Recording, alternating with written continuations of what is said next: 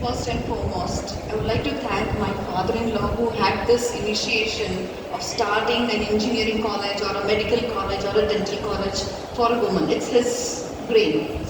Now coming to the reason why do we need it?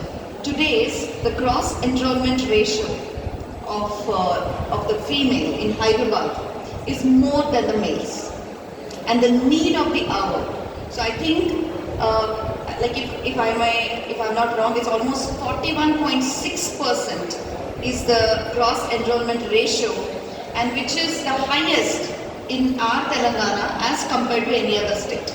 So this creates a demand to have a separate system or like more number of seats for female than male. I know that you interact with your students a lot. Yes. When you interact with young people today, do you find them to be calmer than we were at their age, or are they more anxious about the job market, about the future that's coming? Well, I would say the so-called Gen Zs, what you say right now, because I deal with them every day and I'm very fond of them. Whenever I meet them, they're very enthusiastic. I would not say anxious, I would say enthusiastic and full of energy, which is the best part of the Gen Zs today.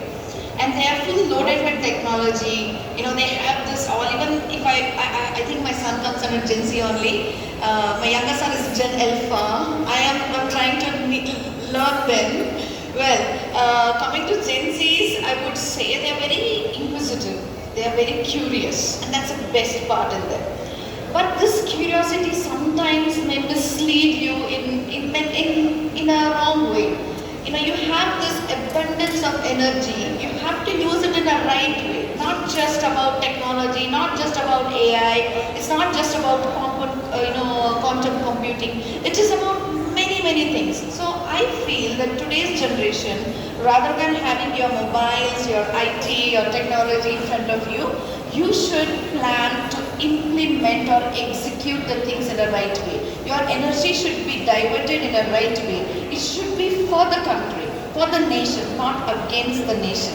And it's always better, like all the Gen Zs, they come up, they raise their voice, that's good. They have to be expressive, but bring a change. I would like to say that when you are so confident, when you are so energetic, you have to create an area of excellence. Like for example, if suppose all our Gen Zs decide to have a clean country, it is possible.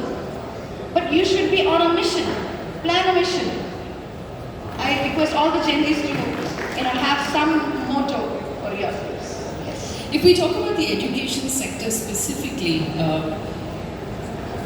what sort of investment and what sort of growth will we need to match the demands of this Hyderabad that we are envisioning, that the minister was just talking about? Do you think we have enough infrastructure in education? See, I would like to term infrastructure in two ways. One is the civil infrastructure, the other is the technological, that's the digital infrastructure. Of course, it depends upon the management, and I also request the government also to have better infrastructure, civil infrastructures. But apart from that, digitalization is important. When we talk about digital infrastructure, it's not just about having computers, to have a proper Wi-Fi system available not only just in cities, but also in villages. That is important, because now we are talking about AI. AI is not just pertaining to city. It is also supposed to be percolated even in the villages, right? Now if we have to give this kind of the best education, even in the villages, we have to provide them internet facilities, which is very poor. And apart from these, faculty is a challenge. The manpower. Okay? Now we are all talking about AI.